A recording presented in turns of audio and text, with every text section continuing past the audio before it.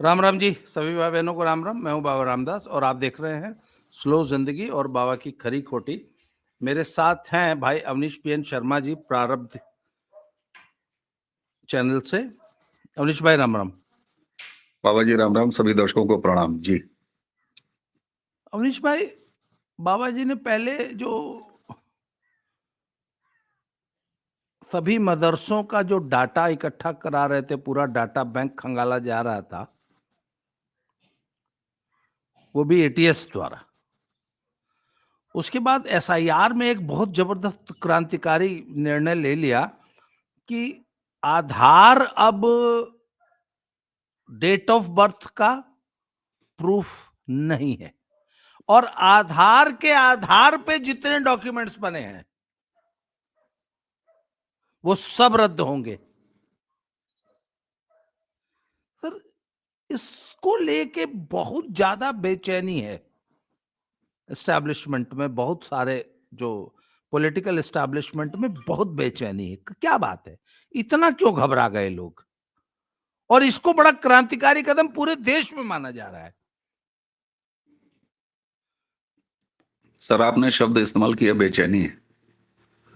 मैं बाबा जी का एक और आदेश 22 तारीख का, जिस पे उन्होंने हस्ताक्षर किया, उसके बाद भगदड़ है। पहले भगदड़ दर्शकों को ये जानकारी में ले आ देते हैं। उत्तर प्रदेश में योगी जी एसआईआर शुरू होने के साथ ही डिटेंशन कैंप बनवा रहे हैं, एक समाचार आया था। हाँ, 22 तारीख को, आज 1 तारीख हम लोग बात कर रहे हैं, 22 तारीख को बाबा ने उस पर ऑर्डर कर दिया कि डिटेंशन कैंप बनाओ।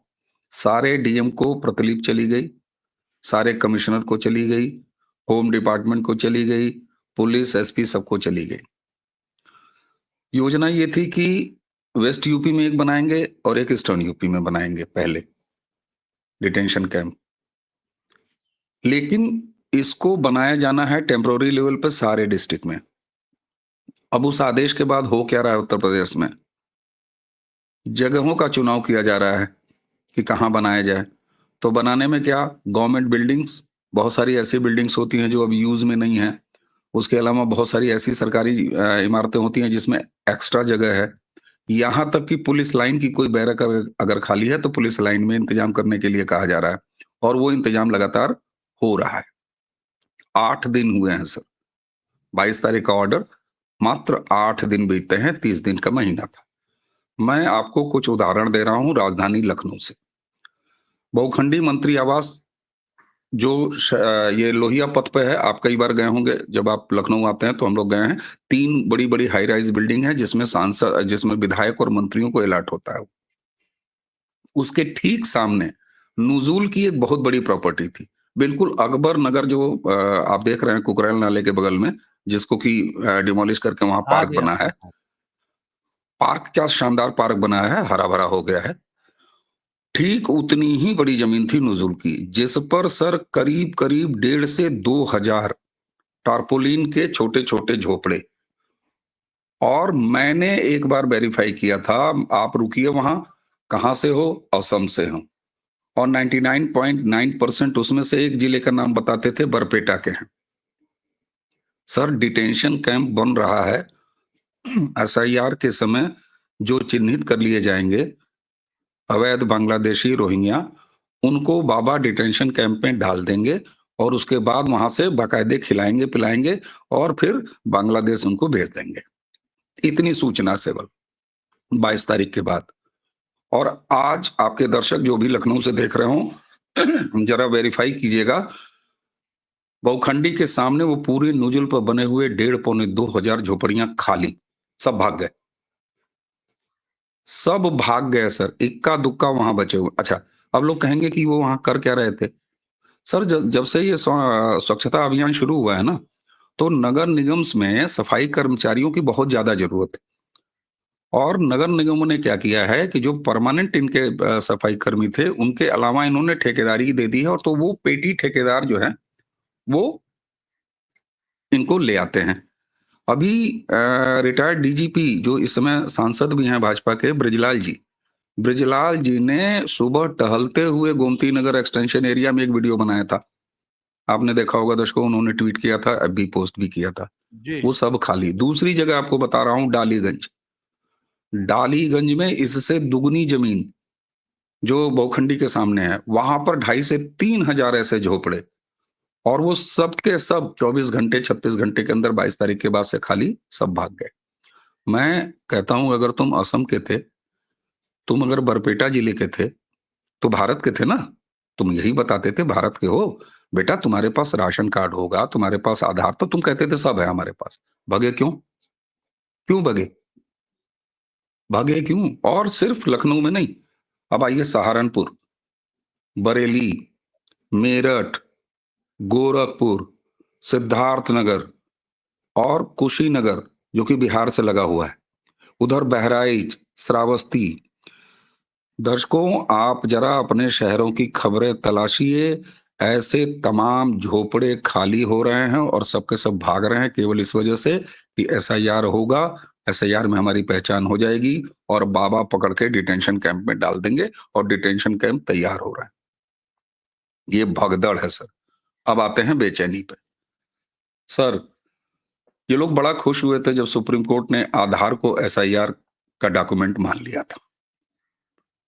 सुप्रीम कोर्ट ने यह भी कहा था, और खुद इलेक्शन कमीशन ने हलफनामा दिया था उस केस में, कि साहब देखिए, हमारा काम कौन भारत का नागरिक है और कौन भारत का नागरिक नहीं है, ये तय करना नहीं है। लेकिन उसी हलफनामे में, एफिडेविट में, इलेक्शन कमीशन ने यह भी कहा था कि संविधान हमें ये जिम्मेदारी सौंपता है कि केवल और केवल भारतीय नागरिक ही भारत में वोटिंग कर सकें। तो ये तय करना हमारा काम है। आधार किसी का भी बन जाता है, और लोग कहेंगे कि आधार कैसे किसी का बन जाता है? साहब देखिए, अगर कोई भी यहाँ आ रहा है और यहाँ रह रहा है, एक तो फर्जी तरीके से बन जाता है, दूसरा सरकारी योजनाओं का लाभ लेने के लिए आधार बनाने की प्रक्रिया को काफी लिबरल रखा गया है। ये पॉलिसी मैटर है। इसीलिए सरकार, भाई ये बताइए, आधार को डायरेक्ट बेनिफिट ट्रांसफर से जोड़ा है। आधार अगर आप लगा दीजिए फ्री राशन मिलेगा, आधार लगा दीजिएगा जल योजना मिल जाएगी, उज्ज्वला मिल जाएगा, दिस मिल जाएगा, दैट मिल जाएगा। लेकिन ये सही है कि आधार एक फूल प्रूफ सिस्टम नहीं था भारतीयों की गणना के लिए और गैर भारतीयों की पहचान के लिए। यही वजह है कि एनआरसी सीन में आता है, सॉरी, हाँ, एनआरसी सीन में आता है। मैं सीईएस कह बैठा। तो उत्तर प्रदेश में जिस तरीके से एसआईआर के होने के साथ ही ये तैयारी कर लिया बाबा ने कि डिटेंशन कैंप बना देंगे क्योंकि इसमें से शॉर्ट आउट होंगे। अब आधार पर ये नियम और कैंसिल, रद्द नहीं कर दिया जाएगा सर। उसमें जो आदेश उत्तर प्रदेश में आया है वो ये है कि आधार के आधार पर बने हुए जितने डॉक्यूमेंट है उनका रीवेरिफिकेशन होगा। रीवेरिफिकेशन का मतलब क्या होगा? अगर कागज दुरुस्त हैं, यानी पहले आधार अगर दुरुस्त है तो रीवेरीफाई होगा। रीवेरिफिकेशन के बाद आपका बाकी जो पेपर है आधार के, आधार पर डीएल है, दिस है, दैट है, जो भी बना है। लेकिन अगर आधार ही अवैध निकल जाता है, आपकी डेट ऑफ बर्थ से प्रूव नहीं होता है, तो फिर आप क्या करेंगे? तो फिर आपके सारे बेनिफिट और ये सारा कैंसिल होने के साथ ही आपकी ये पहचान हो जाएगी कि you are not a genuine guy. और जैसे ही ये पहचान हो जाएगी तो आपका नया एड्रेस होगा डिटेंशन कैंप। और एक चीज और मैं बताऊं आपको, ये जो ऑर्डर दिया है उन्होंने डिटेंशन कैंप वाले में, उसमें पहचान किनकी करनी है? बहुत लोग चौंकेंगे। केवल बांग्लादेशी और रोहिंग्या की नहीं। जो उत्तर प्रदेश में योगी जी ने ऑर्डर दिया है उनमें पाकिस्तानी, बहुत बार हमने, अभी बिहार का एक मामला है, उत्तर प्रदेश वेस्ट यूपी का एक मामला था, वो शिक्षिका बन गई थी प्राइमरी की और पाकिस्तानी थी। ऑपरेशन सिंदूर जब चल रहा था और पाकिस्तानियों को डिपोर्ट करने की बात आई थी तो कितने पाकिस्तानी निकले थे सर, कितनी खवातीनें निकली थी, बच्चों के साथ निकली थी। तो पाकिस्तानी भी उसमें शामिल है, उनको भी डिटेंशन कैंप में रख के पाकिस्तान भेजना है। दूसरा, क्योंकि ऑपरेशन सिंदूर के बाद बहुत से मामले रुक गए थे, बहुत से यहीं रह गए थे, कुछ कोर्ट केस से लड़के वापस चले आए थे। उसी के साथ एक और चौंकाने वाली बात है, अफ्रीका मूल के ऐसे बहुत से लोग जो उत्तर प्रदेश में अवैध रूप से रह रहे हैं। अब लोग चौंकेंगे, अफ्रीकन अफ्रीकन कहां से रह रहे हैं? सर, नाइजीरियंस हैं, तमाम हैं ऐसे जो अवैध तरीके से आ रह रहे हैं। तो बांग्लादेशी, रोहिंग्या, पाकिस्तानी और अफ्रीकन मूल, ये चारों की पहचान की जानी है। इसके अलावा कोई और अगर निकला तो उसकी भी पहचान की जानी है। नेपाल तक पर, नेपाली नागरिकों तक पर अगर उन्होंने भारतीय नागरिकता नहीं ली है तो वो भारत में रह सकते हैं, लेकिन भारत की वोटर लिस्ट में नहीं वो शामिल हो सकते हैं। तो किसी को इस फिल्टर से छोड़ा नहीं जा रहा है और बाबा ने स्पष्ट संकेत दे दिया है। हर डीएम इस पे काम कर रहा है। और इससे पहले उन्होंने क्या किया था सर, आपने जो जिक्र किया कि मदरसों में पढ़ने वाले बच्चों से लेके मौलवी और फंडर तक, संचालक तक, इसका वेरिफिकेशन एसआईटी के, वो सॉरी, एसटीएफ के जरिए कराना, एटीएस के जरिए कराना, ये एक इतना बड़ा कार्यक्रम था। तो आप देखिए कि एक कंप्लीट सिंक्रोनाइजेशन आपको दिखाई दे रहा है, जिसमें कहीं एसआईआर से जो निकल रहे हैं उनको पहचान, उसके बाद आधार से निकलोगे तब भी तुम पहचाने जाओगे, इधर मदरसों से अगर तुम निकलोगे तब भी पहचाने जाओगे। यानी कि ये कंप्लीट सिंक्रोनाइजेशन चल रहे सारे सिस्टम को एक साथ जोड़ के कैसे फूल प्रूफ किया जा सकता है जी। और अधिक से अधिक छटाई की जा सकती है, इसका सबसे बड़ा नमूना जो है उत्तर प्रदेश से निकल के गया है। जी। मैं अभी आपसे बात करते करते मैंने 2 आंकड़े निकाले। विधानसभा 2021 में एनडीए और ममता दी का मार्जिन सिर्फ 6 लाख का है। लोकसभा में सिर्फ 4 लाख का है। 4 लाख है और 7 ही करोड़ वोटर हैं, 2-2.5 करोड़ छट जाने वाले हैं। बंगाल में 7 करोड़ वोटर हैं। अवनीश भाई, 55 लाख तो मृतक हटने जा रहे हैं बिल्कुल। बंगाल में। मात्र 4-6 लाख का आपका मार्जिन है खत्म। और मृतक का वोट डलवाने में ममता बनर्जी की पार्टी बहुत धुरंधर है। बहुत बहुत उस्ताद है सर।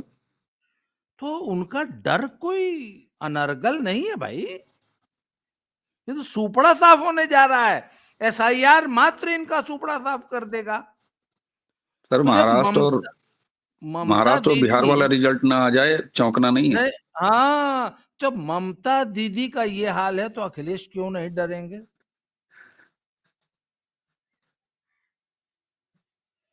और बिहार का रिजल्ट आ ही गया है। आ गया है सर। अखिलेश भाई तो इतना डरे हुए हैं कि अखिलेश भाई ने कहा कि ये सिंगर्स कोई उल्टा पुल्टा गाना मत बना देना, इतना तक कह रहे हैं वो। और बंगाल में एक चीज और हुआ है, ये भी दर्शकों तक रख देना बड़ा जरूरी है। 8 महीने हुए थे वक्फ अमेंडमेंट एक्ट को पास हुए सेंट्रल पे। हाँ, वो भी यही ममता बनर्जी ने कहा चोर था चिल्ला दरवाजे चिल्ला से के। लागू की है। अरे यही चुपचाप। ममता बनर्जी ने सर डायलॉग क्या मारा था ममता ने? डायलॉग मारा था कि गोली मार दो तब भी मैं वक्फ नहीं लागू करूंगी। हमने लगातार, राष्ट्रवादियों में भी चिंता हो गई थी कि वो सोरेन की सरकार नहीं करेगी, स्टालिन की सरकार नहीं करेगी, यहां तक तेजस्वी ने भी डायलॉग मारा था कि नहीं लागू करेंगे। हमने ये कहा था कि ये कॉन्क्रीट लिस्ट का कानून है, किसी की बिसात नहीं है स्टेट गवर्नमेंट की कि इसको लागू ना करे। और ममता बनर्जी को हूबहू लागू करना पड़ा है। और न सिर्फ लागू किया है, उन्होंने जानते हैं हर डीएम को चिट्ठी लिखवाई है कि इसी दिसंबर के महीने तक सब जो है वो पोर्टल पर डाल दो। ये स्थिति एक है चीज सर। और, अवनीश भाई, हम्म। वो बाबरी मस्जिद वाला प्लान भी कैंसिल हो गया। अयोध्या वाला नहीं, एक तो हुमायूं कबीर बंगाल बना वाला, रहे थे। बंगाल वाला। नहीं, एक मिनट, ममता बनर्जी ने बैकफुट पे आ गई। उनको लगा कि नहीं, ये तो बहुत बुमरैंग कर जाएगा और हिंदू पूरा वोट पोलराइज हो जाएगा। हुमायूं कबीर का अपनी मर्जी से सब कर रहे थे। कोई सवाल ही नहीं। ममता बनर्जी एक वजह से और बैकफुट पे हैं सर। बंगाल की जनता में ममता के गुंडों का जो डर बैठा रखा था ममता ने, वो खत्म हो रहा है। और मैं बताऊं क्यों? उनको जोर है, उनको दम आया है एसआईआर से। वो जान रहे हैं कि एसआईआर जिस तरीके से हो रहा है, एसआईआर के बाद इनकी स्थिति क्या होने वाली है। एक तो उनको एसआईआर से मिला है, दूसरा बिहार नतीजे के बाद जिस तरीके से आगे बढ़ के प्रधानमंत्री ने हुंकार भरी है बंगाल को लेके, उससे उनको हौसला मिला है। प्रधानमंत्री के हुंकार भरने की वजह से बंगाल यूनिट जो भाजपा की है वो एक्टिव है। ये कई सारी चीजें ऐसी मिला के हैं कि ममता को अब बिल्कुल बिहार याद आ रहा है कि भैया बहुत ज्यादा एग्रेशन में आके उल्टा काम बिगड़ेगा। वो ये जान गई हैं कि हिंदू मतदाता बंगाली चिढ़ा बैठा हुआ है। उसको केवल ये मौका चाहिए कि ईमानदारी से इलेक्शन हो जाए। एसआईआर, मैं ये नहीं कहता हूं कि 100% ईमानदारी से इलेक्शन करा देगा, लेकिन एसआईआर ने अपना काम कर दिया है, करना शुरू कर दिया है। ममता बनर्जी आपको और पोलाइट नजर आएंगी, आप देखिएगा, और पोलाइट नजर आएंगी। तो ये डर जो एक निकल जाना है ना बंगाली समाज से, तो डर अगर निकल गया तो फिर आप देखिए क्या होगा। आज ही मैं एक वीडियो देख रहा था, ये जहां बीरभूम या कहां पे जहां हिंसा हुई थी, वहां एक रिपोर्टर पहुंचा हुआ था, जला हुआ घर दिखा रहा था, उसके मालिक से बात कर रहा था, परिवार था। उन सबों ने जानते हैं क्या कहा? उन सबों ने कहा कि बीएसएफ का कैंप जब तक यहाँ है और एसआईआर हो रहा है, एसआईआर और बीएसएफ का कैंप इलेक्शन तक यहाँ पर पूरी शांति रखेगा, और इलेक्शन के बाद हमेशा के लिए शांति हो जाएगा। वो ठीक से हिंदी नहीं बोल पा रहा था, संकेत समझिए। बंगाल में इतना मुंह खोलना ना बहुत बड़ी बात होती है। राजनीतिक कार्यकर्ताओं की हिम्मत नहीं है, जो टीएमसी के गुंडे। अच्छा, मजे की बात है कि आदत लगा रखी है बंगालियों ने खुद के लिए। थोड़ा सा मैं बंगालियों को इसीलिए बोलता रहता भी हूं। तुमने यार सीपीएम और सीपीआई की गुंडई बर्दाश्त की 3 से ज्यादा दशक, वही सेम मॉडल उठा के ममता, बीजेपी कहीं भय की राजनीति नहीं करती है। तो इसलिए अब वो एरा बदल रहा है। एसआईआर का इतना बड़ा संबल है ना सर, इतना बड़ा संबल कि उसने डर निकाल दिया है। ममता बनर्जी इसलिए डरी हुई है, और निश्चित तौर पर ममता बनर्जी अब और ज्यादा आपको पोलाइट दिखाई देंगी। अखिलेश भैया का तो डर लाजमी है। अवनीश भाई, कल मेरे गांव के बीएलओ आए हुए थे, हाँ। तो मैंने पूछा लगभग कितना वोट कटे जाते हैं? 860 वोट टोटल। तो उन्होंने बोला सर लगभग 110 वोट अपने मेरे गांव का, मेरे बूथ का 110 वोट कट रहा है। सर मेरा अंदाजा है कि 1.6 करोड़, 1.25 करोड़ वोट पूरे यूपी में कटेगा, मेरा अंदाजा है, और करीब 25 से 30 लाख जुड़ेगा, और नेट कटौती ये 1.25 करोड़ के आसपास हो सकती है। तो जब बंगाल जैसे पोलराइज स्टेट में मात्र 4 से 6 लाख वोट का सिर्फ मार्जिन है, और बंगाल में ममता जीती हुई पार्टी है, उनके सिर पर तलवार लटक रही है, तो अखिलेश तो हारे हुए दल हैं। ममता के साथ 3 बार का एंटी इनकम्बेंसी भी है ना। और इनके साथ देखिए एक चीज बताऊं, ये बंगाल के मामले में है कि 5 से 8% अगर मामला नाम कटे, यहां तो कट रहे हैं 20-22%, 5 से 8 में वो जो गैप है ममता बनर्जी और बीजेपी वाला, वो मिट जाता है और बीजेपी ऊपर चली जाती है। यहां क्या स्थिति है? यहां स्थिति यह है कि कोई भी सरकार बदलने के लिए मूड में नहीं है, और मुसलमानों के लिए भी मैं कह रहा हूं। मैं जानता हूं बहुत सारे लोग कहेंगे कि नहीं अवनीश आप गलत बोल रहे हैं। मुसलमान भी बाबा की सरकार बदलना नहीं चाहता, मैं आपको बता दे रहा हूं, नहीं बदलना चाह रहा है। कारण पूछेंगे? अच्छा, एक चीज और, अभी मैं सुबह एक वीडियो देख रहा था, एक कोई यूट्यूबर, वो वेस्ट यूपी में एक गांव में पहुंचे हुए, तो खूब सारे ताऊ लोग बैठे हुए थे, हुक्का वगैरह जल रहा था। ताऊ ने एक बात कही उनमें से एक, उन्होंने कहा हमारे गांव में 44, उन्होंने पूछा एसआईआर ठीक हो रहा है कि नहीं हो रहा है? तो उन्होंने कहा बिल्कुल ठीक हो रहा है। फिर उन्होंने आगे कहा कि हमारे गांव में 4400 वोट हैं, और बोले हम अपने एड़ी पसीना सब लगाने के बाद भी 2200 से ज्यादा वोट पोल नहीं करा पाते थे। बोले इसका क्या मतलब है? और उन्होंने साथ में ये भी कहा कि भाई हमारे गांव में ना कोई अवैध रोहिंग्या रहता है ना बांग्लादेशी रहता, हम एक को पहचानते हैं। तो उन्होंने कहा कि ये बुजुर्ग थे जो अब नहीं रहे, वो नाम है जिनकी वजह से हम पोल नहीं करा पाते थे, और दूसरे हमारे घर के जो बच्चे कमाने खाने वाले जो बाहर चले गए वहां के वोटर होंगे, इसलिए तो उनका नाम अगर हट जावे और 2200 के 22 हो, तो भाई साहब 100% पोलिंग करा दे। ये कहा उन्होंने कि 100% पोलिंग हो जाए हमारे यहाँ। तो बोले एसआईआर अगर दुरुस्त हो जाए तो पोलिंग का रेशियो बढ़ जाएगा। और सर मतदाता सूची का शुद्धिकरण, केसेस ये जितने लड़ रहे हैं, आज 1 तारीख है, कल एक फैसला आएगा, उसके बाद एक 5 को लगा हुआ है, 9 तारीख के बाद इनका काम खत्म, 11 तक डेट बढ़ गई है एसआईआर की। सर अखिलेश यादव की राजनीति समाप्त हो गई है, पीडीए का नाम तक बदल दिए। एक और आपको याद दिला दूं, 20 साल बाद भी प्रो इनकम्बेंसी थी बिहार में। यस, योगी जी के साथ कुछ अलग है क्या? प्रो इनकम, अगर जो डिलीवरी वाली पर गवर्नमेंट्स हैं, जो डिलीवर कर रही हैं, उनमें प्रो इनकम्बेंसी एक ट्रेंड बनता हुआ नहीं देख रहे हैं आप? सर हरियाणा, डिलीवरी की सर पॉलिटिक्स, हरियाणा, हाँ हरियाणा यस 10 साल बाद प्रो इनकम्बेंसी। यस, महाराष्ट्र देख लीजिए, इतनी टूट फूट के बाद भी महाराष्ट्र बिहार देख जैसा लीजिए। प्रदेश 20 साल बाद प्रो इनकम्बेंसी। बिल्कुल, तो अगर तो योगी अगर कहीं सरकारें अनपॉपुलर है? डिलीवर कर रही हैं, हाँ, एक चीज और बताऊं, ममता के साथ ऐसा नहीं है कि ममता बनर्जी का वोट 0 हो गया है। डिलीवरी वाली पॉलिटिक्स का जो इफेक्ट है वो ममता के साथ भी है, थोड़ा बदल के है, दूसरे तरीके से। ममता क्या करती है, ममता जितनी सेंटर की योजनाएं उनका नाम बदल के फर्जी तरीके से ममता बनर्जी की योजना कह के वहां पर ग्राउंड पर करती हैं और इम्प्लीमेंट करती हैं, क्योंकि पैसा भर भर के आता है सेंट्रल गवर्नमेंट से, कोई अपनी जेब से तो पैसा देना नहीं है। भाई उज्ज्वला है उसका नाम बदल दिया, आयुष्मान है उसका नाम बदल दिया, हर घर जल है उसका नाम बदल दिया, भर भर के पैसा सेंटर से जाता है और खूब क्रियान्वित होता है और नीचे तक जाता है। ममता तो इतना पार्सलिटी करती हैं कि हिंदू मोहल्ले में बिजली स्ट्रीट लाइट गायब, मुस्लिम मोहल्ले में स्ट्रीट लाइट है, चमकदार स्ट्रीट लाइट है। तो एक तरीके से ये डिलीवरी वाली पॉलिटिक्स जिसमें फ्रॉड तरीके से ममता करती हैं, वो भी है कि ममता का वोट 0 नहीं होता, कड़ा मुकाबला रहेगा। लेकिन चूंकि अंतर केवल 4 लाख 6 लाख का है, तो इसलिए वो अंतर पड़ जाएगा और बिहार वाला रिजल्ट टेक आएगा, बिहार वाला रिजल्ट टेक आएगा। और अखिलेश यादव जी तो हारे हुए हैं, उनकी बॉडी लैंग्वेज देख लीजिए आप, सहम चुके हैं, गाने पर बात कर रहे हैं, यूट्यूबर्स को एड्रेस कर रहे हैं कि गाना मत बनाना, और आप एक अजीब सी शांति देख रहे हैं उनके समर्थकों में।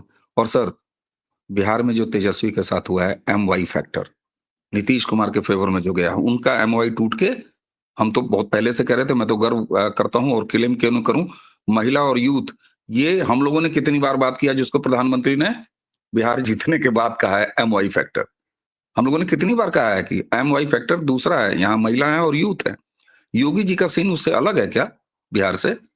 योगी जी महिलाओं में कम पॉपुलर हैं क्या? बेटियों में कम पॉपुलर हैं क्या?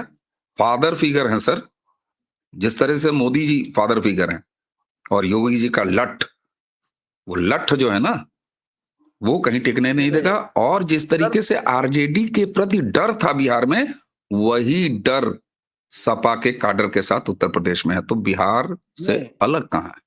नीतीश बाबू के साथ तो फिर भी उम्र का एक फैक्टर था, ये तो यंग आदमी है सर, क्या बोल रहे थे, उसके बाद बीच में कुछ बोलने में भी जो है कुछ का कुछ बोल जा रहे थे, क्यों? अरे कहीं बाहर अच्छा, गिर गए, ये गिर उनके गए, वो गिर गए, रिटायरमेंट एक दौर तो ऐसा था कि लग रहा था कि निपट जाएंगे ये। वो बोल दिया है सर। अच्छा, उनके रिटायरमेंट की बातें बड़ी जेन्युइन थी। बिल्कुल, तो योगी का तो बड़ा ब्राइट फ्यूचर, योगी नेक्स्ट पीएम मटेरियल। यस, मैं यही कहना चाह रहा था सर। जिस तरीके से गुजरात ने मोदी को संजोए रखा, हाँ, संजोए रखा, मैं कह रहा हूं, क्योंकि हाँ, गुजराती जानता था कि इस आदमी में कौन सा मटेरियल है, उसने संजोए रखा अपने नरेंद्र मोदी को।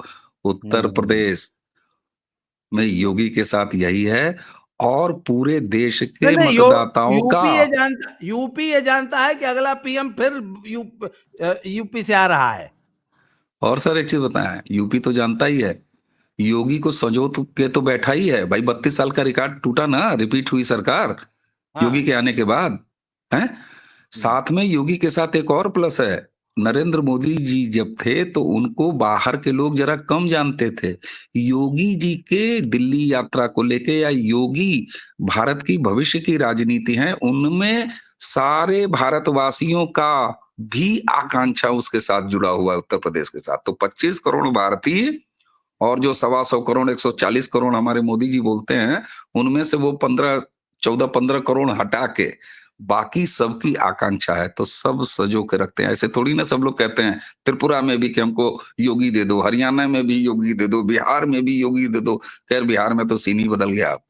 तो सर अखिलेश यादव जान रहे हैं कि वो एक चुनाव नहीं हार रहे। बड़ी गंभीर बात कह रहा हूं।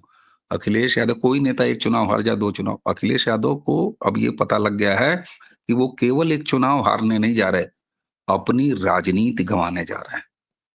ये महत्वपूर्ण बात है सर। उनकी राजनीति, इस कॉम्बिनेशन की राजनीति अब खत्म हो रही है। बिहार ने इसको पुष्ट कर दिया। इसलिए अखिलेश यादव ये जान रहे हैं कि एक इलेक्शन नहीं, वो पूरी मुलायम यादव की और जातिवादी लेगेसी जो थी पॉलिटिक्स की, उसको लूज करने जा रहे हैं। He lost it sir, he lost it. इसका मतलब अखिलेश का डर जायज है। Exactly sir. ममता बिल्कुल, दीदी का डर भी जायज है। बिल्कुल सर। कोई भी हारेगा, इस तरह से राजनीतिक पतन होगा तो डरेगा सर, डर तो लगेगा। क्योंकि कारनामे भी इनके कोई बहुत अच्छे नहीं रहे हैं। ममता के तो कम से कम नहीं रहे हैं। इतने घोटाले सरकार में रहते हुए खुले, सरकार से बाहर जाएंगी तो क्या हाल होगा, ये भी तो अवनीश सोचो। भाई, चर्चा को समाप्त करूंगा भाई। समय आपने दिया इसके लिए बहुत बहुत आभार, धन्यवाद। जय श्री राम, हर हर महादेव। जय जय श्री राम, प्रणाम सर।